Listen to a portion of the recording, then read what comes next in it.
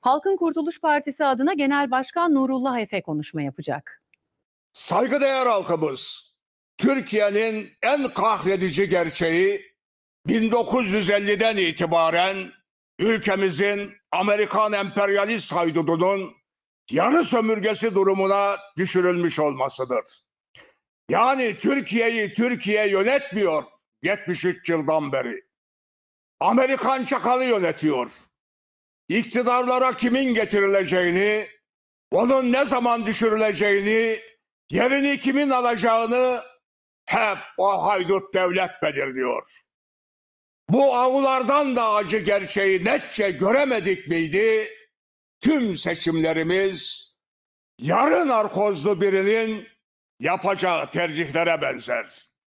Kimin dost, kimin düşman olduğunu asla ayırt edemeyiz. Oy verdiklerini Amerikancı partilerin liderleri seçiyor.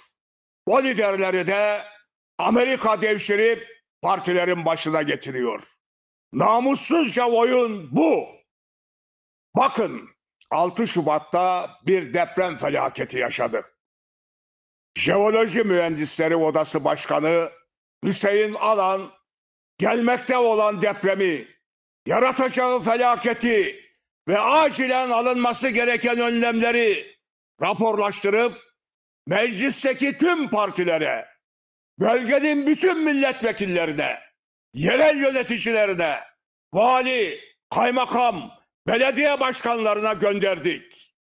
Bize bir tek geri dönüş olmadı diyor. Milyonların ölüm dirim sorunu bile bunların umurunda olmaz. Bunlar başka havada. Koltuk, makam, ün, poz, çukka ve küp doldurma derdinde bunlar.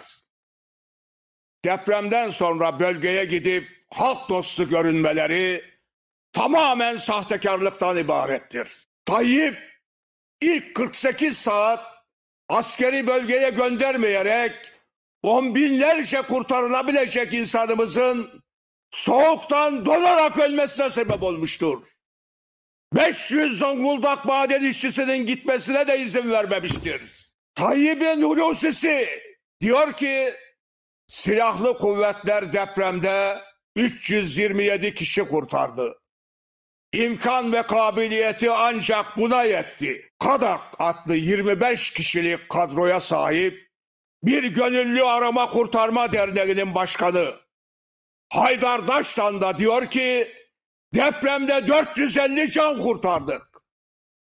Metehan'dan bu yana 3 kıtada az koşturmuş batılı tarihçilere bile 2000 yıllık tarihin her yerinde Türkler vardır dedirtmiş koca Türk ordusunu ne hallere düşürmüşsünüz böyle? Hainler, solucanlar! Oysa 1999 Marmara depreminde 12 bin can kurtarmıştı ordumuz. Can kayıplarını da saklıyorlar. 50 bin diyorlar. Yalan! Bölgede 6 Şubat'tan bu yana 300 bin telefon susmuş. 183 bin kredi kartı hiç kullanılmamış. Bu en az 200 bin erişkinin hayatını kaybettiğini gösterir. Bir de çocuklar, bebeler var. Tertemiz, içtenlikli, meraklı bakışlara sahip, kuş gözlü çocuklar. Onlar da yitip gitti. Gün yüzü göremeden. Vatan evlatlarına bu düşmanlığınız nedir? Vicdansız Amerikan kuklaları. Tayyip, kaçak ve de haram sarayında bir iftar yemeği verdi. Kendisinin ve amigolarının vekillerine. Kişi başı 1200 liraya mal olmuş bu yemek. Asgari ücretli 4 kişilik bir işçi ailesinin geliri demek ki 2 akşamlık iftar yemeğine bile yetmiyor. Tayyip 2000 lira bayram ikramiyesi verdi emeklilerimize. Kılıçdaroğlu bir asgari ücret kadar para vereceğim bayramlarda diyor. Bayram çocuklarına harçlık mı veriyorsunuz ulan utanmazlar? Yoksulluk sınırı 33 bini geçmiş. Halkımızla dalga mı geçiyorsunuz? Peki sizin aylığınız nedir hafızlar? Vekillerin 73 bin. Hem emekli hem vekil olanların 125 bin. Demek ki şu azgın hayat pahalılığı şartlarında normal yaşayabilmek için bu düzeyde bir gelire ihtiyaç var. Peki halkı niye 8.500'e mahkum ediyorsunuz? Halkımızı yük hayvanları olarak görüyorsunuz değil mi? Onlar yarı ağaç sürünerek de yaşarlar diyorsunuz. İşte biz insanın böylesine hayvan yerine konulmasına isyan ettiğimiz için sosyalist olduk. Bizim halk iktidarımızda tüm devlet görevlileri ortalama işçi ücretine denk bir maaş alacaktır. Böylelikle de halk gibi yaşamayı kabullenecekler. Vekillik, bakanlık, başbakanlık, devlet başkanlığı bir avanta yeri, ballı maaşlarla lüks hayat yaşama yeri değil. Halka hizmet üretme, halkın dertlerine derman bulma yeri olacaktır. Çalışmayan vekiller örgütlü halk tarafından derhal geri çağrılabilecektir. Halk iktidarı hiçbir vatandaşını işsiz bırakmayacaktır. Her insanına sağlıklı, güvenli bir ev, bilimsel, laik ve demokratik bir eğitim, kaliteli sağlık hizmeti verecektir.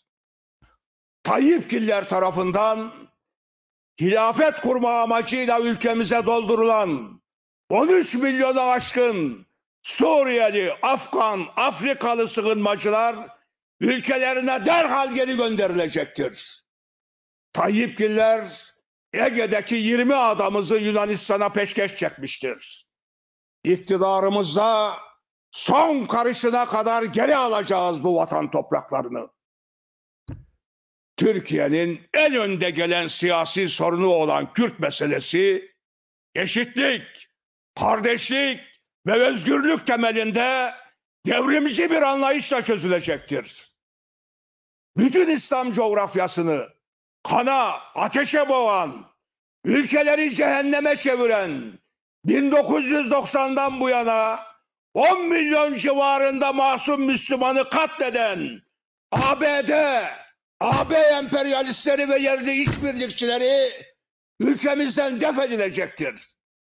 Bu emperyalistlerle ekonomik ortaklık içinde olan TÜSİAD'da, MÜSİAD'da, TİSK'te, TOP'ta örgütlenmiş bir avuç vurguncunun tek elleri kamulaştırılacaktır. Tarım ve hayvancılık, hayatın sürdürülmesi ve sağlıklı nesillerin yetiştirilmesi için en önde gelen üretim koludur. Bu nedenle tarıma ve hayvancılığa gözümüz gibi özen göstereceğiz. Halk iktidarında, bilimin ışığında, ziraat mühendislerimizin ve veterinerlerimizin rehberliğinde devletin tüm imkanları bu alana seferber edilecektir. Böylelikle çiftçimiz alın terinin karşılığını tam olarak alacak. Köyden şehre göç durdurulacaktır. Sanayimiz batılı emperyalist tekellerin yerli şubeleri olmaktan çıkarılacak. Tümüyle ulusal, yerli, tekniğin son sözüyle üretim yapar hale getirilecektir. Sosyal eşitsizlikler kaldırılacak. Tasada ve neşede ortaklaşan, kardeşleşmiş, hür, güçlü, mutlu, sağlıklı insanların yaşadığı bir ülke meydana getirilecektir. Saygıdeğer halkımız, oy moy derdinde değiliz. Sadece bizi anlamanı istiyoruz.